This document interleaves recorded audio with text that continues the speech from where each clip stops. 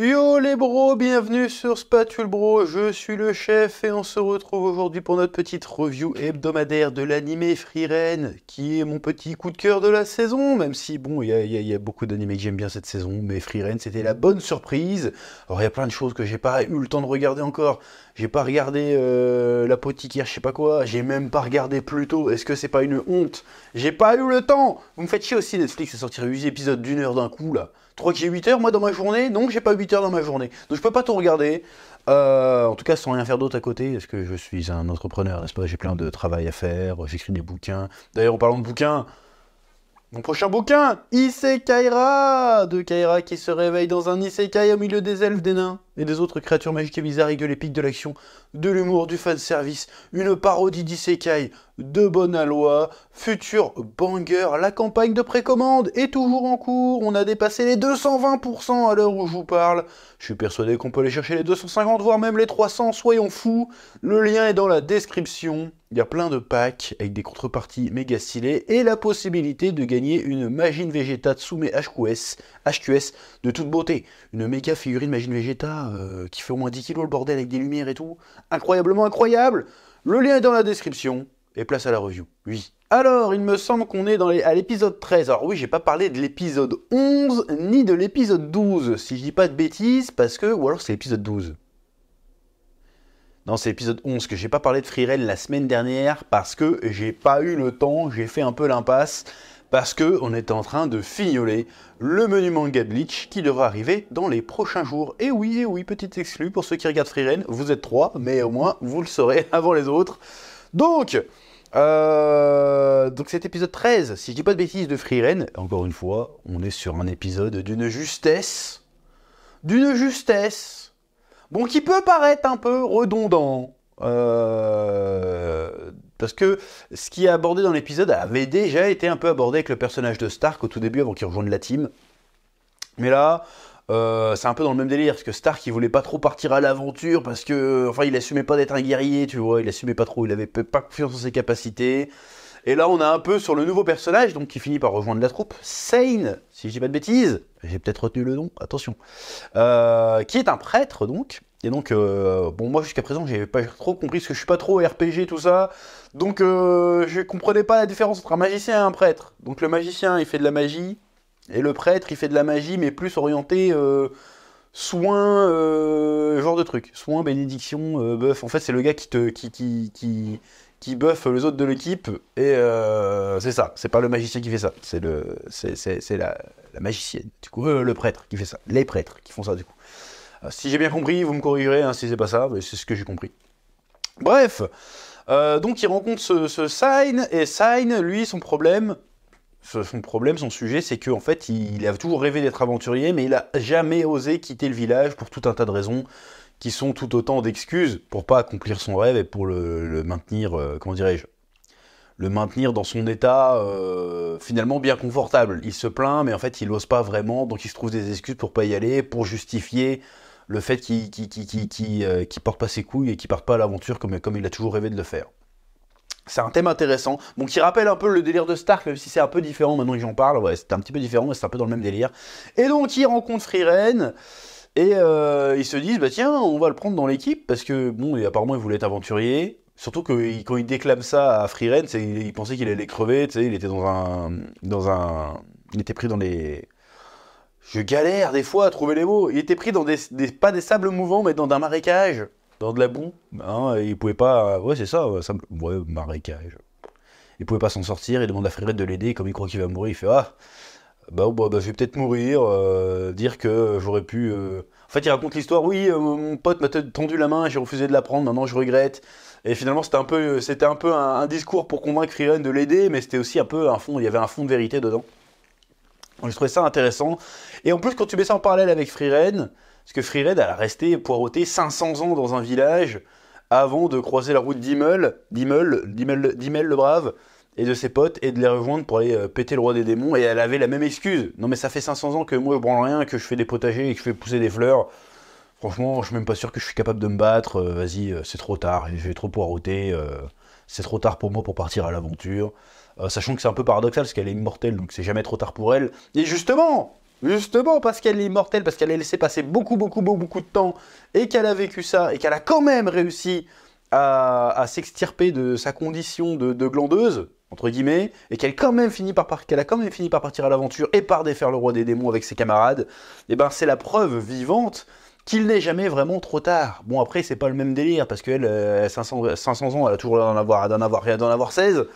Euh, Donc c'est pas le même délire, alors que le gars il se sent vieillir, il fait non, je suis trop vieux, j'aurais dû partir il y a 10 ans, maintenant c'est trop tard, vas-y, je suis dans la force de l'âge, je peux pas partir maintenant, ça sert à rien. Mes belles années, l'occasion est partie, elle reviendra jamais. De toute façon, je veux pas partir parce qu'il y a aussi mon frère. Lui, il est resté ici pour moi, alors qu'il aurait pu faire une grande carrière dans la capitale de prêtre et tout. Il est resté ici pour moi et tout. Donc non, je veux pas partir. J'aime beaucoup ce délire-là. J'aime bien. Là, on est un peu dans un délire un peu shonen aussi. Alors, c'est pas forcément un thème propre, enfin réservé au shonen, mais c'est un délire un peu shonen. C'est un peu vas-y, je vais prendre One Piece. C'est un peu le délire de Kobe qui préfère rester le troufion d'Alvida plutôt que de porter ses couilles et de partir à l'aventure et s'engager dans la marine. Et là, il y a Luffy qui arrive et fait non mais vas-y, moi je suis mes rêves, suis tes rêves, on va lâcher la grosse et va faire ce que tu veux faire, tu vois. Et finit par le faire. Là, on a un peu le même genre d'interaction. Alors, fait avec plus de subtilité, plus de nuances, hein, aussi, hein, parce que forcément, on n'est pas dans un shonen neketsuesque où on doit faire des blagues tous les 5 minutes, donc prend un peu plus le temps de développer ce délire, de développer un peu le côté remords, le côté peur de l'inconnu aussi, le côté désabusé, ce qui dit que si son collègue qui lui avait dit qu'il reviendrait dans 3 ans n'est jamais revenu, c'est probablement qu'il a canné, et du coup, bon, bah, ça le désespère un petit peu, parce que même s'il part, et bah, il y a des fortes chances qu'il revoie jamais son pote de toute façon, parce que son pote est sans doute déjà mort. Donc du coup, ça lui fait un truc supplémentaire. Bah, le truc est passé, je partirai jamais à l'aventure avec mon pote, en fait. Donc il y a un côté regret, un côté remords, qui se mélangent et s'entremêlent dans un scénario plein de subtilités, plein de nuances, et qui offre une réflexion, ma foi, intéressante sur la vie. Voilà, chez vous, vous pensez qu'il est trop tard pour faire des choses, bah, niquez-vous en fait, faites-les quand même, c'est tout. Bon, ça dépend ce que tu veux faire, hein. C'est sûr que si t'as mon âge, t'as 33 ans et t'as envie de te lancer dans le football professionnel, bon, c'est baisé. Là, c'est sûr, c'est baisé. Mais il y a plein d'autres trucs qu'on peut faire, même si c'est trop tard, même si tu penses que c'est trop tard. Il n'y a pas de raison, il n'est jamais trop tard pour vivre sa vie finalement. Et puis au pire, même faut mieux vivre avec des remords qu'avec des regrets, comme on dit, non, ou l'inverse. Je sais plus c'est quoi la différence entre des regrets et des remords. Mais bref, il faut mieux se lancer, quitte à échouer, que jamais rien faire. Parce que voilà, tu auras toujours tu vivre avec le oui, mais et si j'avais fait ceci.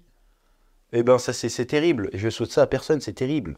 Oui. Bon, à côté de ça, il y avait pas mal d'humour dans l'épisode quand même, malgré tout, même si le ton était assez sérieux. On sent que le sign va, comment dirais-je, il va contrebalancer un peu, il va apporter un équilibre dans la troupe.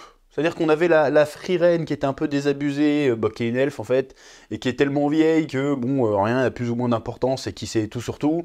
Et puis t'avais les deux jeunes à côté qui sont un peu... qui sont trop jeunes en fait. Du coup, il y a un décalage un peu trop fort entre les deux groupes, entre les deux jeunes et Frieren. Et le fait d'avoir un mec, bon, c'est toujours un gamin comparé à Frieren, mais le fait d'avoir un mec un peu plus âgé, un peu plus mature, entre guillemets, ça peut rajouter une petite dynamique. Surtout, c'est un deuxième mec. Voilà, ça peut rajouter aussi une autre dynamique au groupe qui peut être intéressante. Il y a un passage qui était rigolo, quand Frieren, elle essaye de le séduire. Le gars, il fait, mais qu'est-ce que tu fais? Et tu vois la différence que les mecs, que les deux autres, c'est des gamins, parce que tu vois la Fern et Stark, c'est Fern, hein. Ouais, Fern et Stark, qui sont genre, oh, on lui a envoyé un baiser, oh là là. Et l'autre, il fait, non, mais qu'est-ce que tu fais, sale branle? Ouais, t'as 2000 ans, là, mais t'as l'air d'en avoir 13, vas-y, dégage.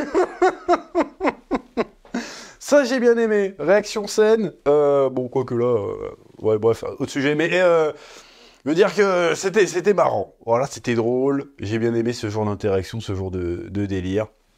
Donc voilà, un très très bon épisode. Les musiques toujours au poil, l'animation toujours au poil. Franchement, cette série est un petit bijou, un petit bonbon cette saison. C'est-à-dire que ça réussit aussi bien à être épique, à être effrayant, qu'à être drôle, qu'à être léger. Enfin, c'est jamais vraiment léger. Il y a toujours un fond de réflexion, de développement de personnage qui est intéressant. Il y a toujours un propos dans chaque épisode. J'ai pas eu un sentiment de filler pour le moment. C'est vraiment une très très belle adaptation. Et il faudra vraiment que je lise le manga, surtout que j'ai les tomes en plus. Hein.